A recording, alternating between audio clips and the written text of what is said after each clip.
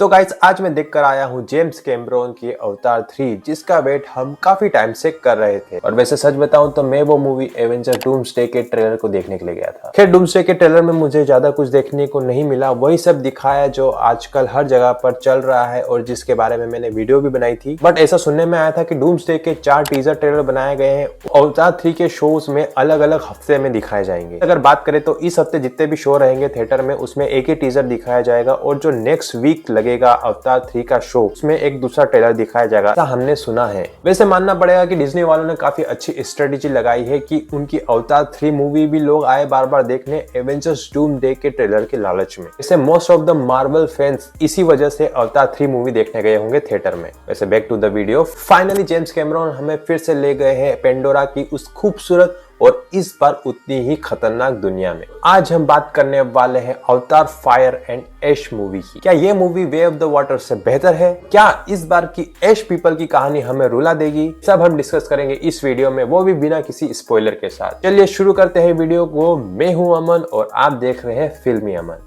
Story की बात करें तो मूवी वहीं से स्टार्ट होती है जहां पिछली मूवी एंड हुई थी। बट इस बार हम पेंडोरा का एक अलग ही फेस देखेंगे। हमने जंगल देख लिया, समुद्र देख लिया, बट अब बारी है फायर एंड ऐश की। जेम्स कैमरॉन ने इस बार ऐश पीपल यानी कि वेरांग क्लैन को इंट्रोड्यूस किया है। वेरांग क्लैन, पता नहीं मैं सही से बोल पा रहा हूँ या नहीं। भाई ये लोग हमारे रेगुलर नावीज जैसे बिल्कुल भी नहीं है। गुस्से वाले हैं, थोड़े डार्क है और इनका पर्सपेक्टिव वॉर को लेकर बिल्कुल ही अलग है। जहां हमारे नावीज इतने शांत स्वभाव के रहते हैं, वहीं ये दूसरी तरफ वेरांग क्लैन का जो नाम दिया गया है फायर, वो बिल्कुल सही सूट करता है इनके ऊपर। एकदम तड़कते भड़कते और गुस्से तरह के लोग हैं ये। और जब इन्हें इंट्रोड्यूस किया गया तो जो भाई विजुअल्स दिखाए गए हैं, हर एक फ्रेम ऐसी लगती है जिसे हम बड़े किसी कैनवा पर बनी हुई पेंटिंग को देख रहे हैं। इनके जो वोल्केनिक लैंडस्केप में डिटेल्स है उसे देखकर तो आपकी आंखें खुली की खुली रह जाएगी। और वहीं कैरेक्टर्स की बात करें तो हमारे जैक सली और नेत्री की एक अलग ही इमोशनल आर्क है जो इस बार काफी ज्यादा हेवी है। जो हमारी नेत्री का गुस्सा और ग्रीफ है वो स्क्रीन पर एकदम फील होता है। और यहाँ पर बाप और बेटे का भी एक इमोशनल आर्क अच्छा हमें देखने को मिलेगा, जो हमें अवतार वे ऑफ वाटर के एंड में देखने को मिला था। लेकिन इस बार की असली स्टार है इस मूवी की विलन वेरांग,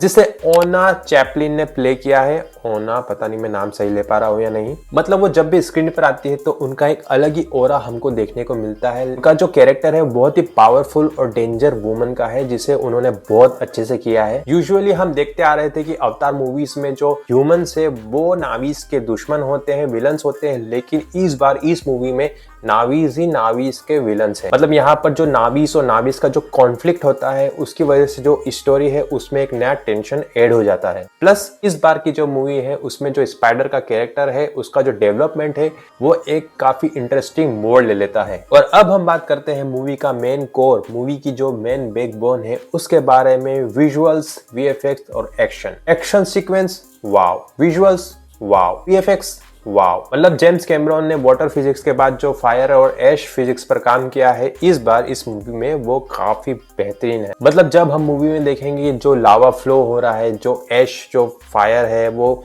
उड़ रही है, आग लग रही है, जो मतलब हर एक चीज 100% रियल लगती है। जब आप मूवी देखोगे तो आपको ऐसा ही फील होगा कि मैं एक अलग ही दुनिया में, एक अलग ही वर्ल्ड में आ गया हूँ। मतलब इसके विजुअल्स इतने अच्छे हैं कि आपको एक सेकंड के लिए भी नहीं लगेगा कि ये सारा कुछ नकली है, वीएफएक्स है, ये पेड़ है, जो ये जानवर है, जो ये लोग है, ये बिल्कुल नकली है, कोई भी इसमें से असली नहीं है, ऐसा बिल्कुल भी आपको फील नहीं होने वाला। जेम्स कैमरॉन की मूवी अवतार जिस चीज के लिए फेमस है, जो उसके विजुअल्स है, वीएफएक्स है, काफी अच्छे हैं। इस बार भी इस मूवी में मैं कहूँ कि जो IMAX 3D वगैरह जो बनाया गया है वो इसी टाइप्स की मूवी के लिए बनाया गया है। और गाइस मैं तो कहता हूँ अगर आप इस मूवी को विजुअल्स के लिए देखने जा रहे हो तो 3D में भी मत जाना, IMAX 3D में जाना, उसमें देखना है ये मूवी। मतलब इस मूवी में ऐसे ऐसे विजुअल्स उन्होंने यूज किए हैं, ऐसी ऐसी चीजें बताई गई है कि जो इसके बारे में हम सोच भी नहीं सकते। मतलब जेम्स कैमरॉन का जो दिमाग है ना भाई, वो तो पता नहीं क्या ही चलता होगा जब वो मूवी ये बनाते होंगे, उसके बारे में सोचते होंगे, जो कैरेक्टर्स है उनके बारे में सोचते होंगे, यहाँ तक कि एक छोटा से छोटा जानवर है ना उसके बारे में भी वो कितना सोचते होंगे, मूवी में देखकर ही पता चल रहा है। तो भाई इतनी विजुअल्स और टेक्निकल चीजों की बात हो रही है तो मैं एक चीज और मेंशन करना चाहूंगा कि जो फ्रेम पर सेकंड होता है FPS, तो उसके बारे में मैंने सुना है कि इस मूवी में अलग अलग FPS यूज किए गए हैं। लाइक अगर सिंपल लैंग्वेज में आपको बताऊं तो कहीं कहीं पर स्मूथ एकदम चलेगी मूवी और कहीं कहीं पर अटकती हुई दिखेगी आपको।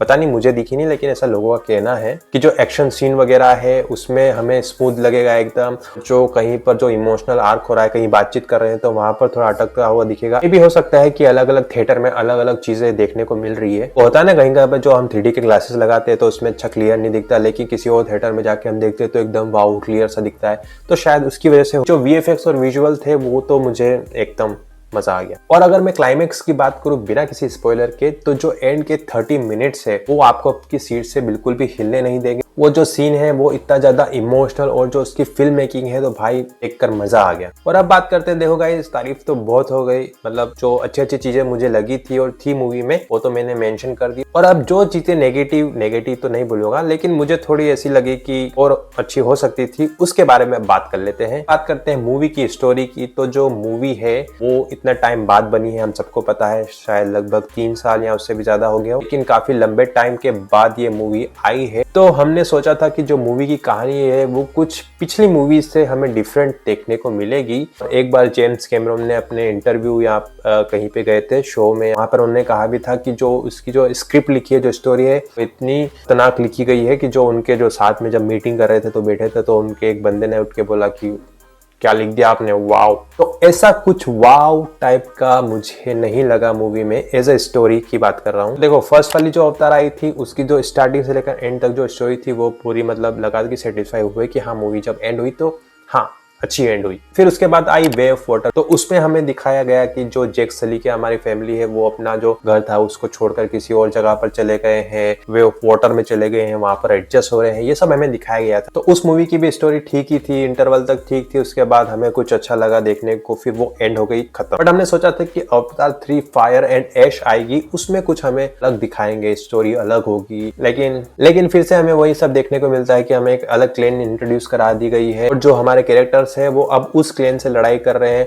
अभी भी वो एडजस्ट होने की कोशिश कर रहे हैं। मतलब अगर मैं सिंपल वर्ड्स में बोलूं तो जो अवतार वे ऑफ वाटर की स्टोरी थी वैसे ही कुछ इस फायर एंड ऐश की भी है। बीच में तो मेरे दिमाग में ये भी चल रहा था कि इन्होंने जो सेकंड अवतार वे ऑफ वाटर बनाई थी तो वो काफी बड़ी मूवी हो गई थी, तो उन्होंने उसे काट दिया था और फिर उसके बाद हमें ये अवतार फायर एंड ऐश देखने को मिला। वहीं से उसकी स्टोरी चालू होती है। जो अवतार वे ऑफ वाटर जहां पर एंड हुई थी वहीं पे उन्होंने लाके पटक दिया कि ये अब यहाँ से चालू हो गई स्टोरी, आपकी मूवी चालू हो गई, अब देखो। और मूवी में हमें कहीं कहीं जगह पर सब प्लॉट भी देखने को मिलते हैं जिसे देखकर ऐसा लगता है कि ये अवतार 4 की भी प्लानिंग कर रहे हैं। तो ओवरऑल बात करूं मैं मूवी की, तो मूवी अच्छी है, मैं बोल सकता हूँ आपको कि गो फॉर इट है। मतलब मेरा एक्सपेक्टेशन थोड़ा और था जेम्स कैमरन से, लेकिन ठीक है इस बार तो काम चल गया है। लेकिन अगर नेक्स्ट टाइम भी आप ऐसी ही स्टोरी लेके आओगे तो फुल टू नो, फिर मुझे नहीं लगता कि ये फ्रेंचाइज ज्यादा टाइम के लिए सर्वाइव कर पाएगी, क्योंकि हॉलीवुड की एक ऐसी ही फ्रेंचाइज है जिसके जो 3 पार्ट्स आए थे वो तो अच्छे थे, लेकिन जब भी अब वो नए पार्ट अपने लाता है सेम स्टोरी और वही सेम चीजें। मैं बात कर रहा हूँ जुरासिक वर्ल्ड तुम लोगों की। हम नहीं चाहते कि अवतार फ्रेंचाइज का भी ऐसा ही कुछ हाल हो। बट फिलहाल ये मूवी आप देखने जा सकते हैं, IMAX पर जाइएगा क्योंकि उसी के लिए ये मूवी बनी गई है। अगर आप ये मूवी देखकर आ चुके हो तो मुझे कमेंट बॉक्स में बताइएगा कि आपका इस मूवी का एक्सपीरियंस कैसा रहा, आपका फेवरेट सीन कौन सा है। तो इस वीडियो में बस इतना ही। अगर आप लोगों को वीडियो पसंद आई तो वीडियो को लाइक कीजिएगा, चैनल पे नहीं हो तो चैनल को सब्सक्राइब कर दीजिएगा और बेल आइकन जरूर दबाना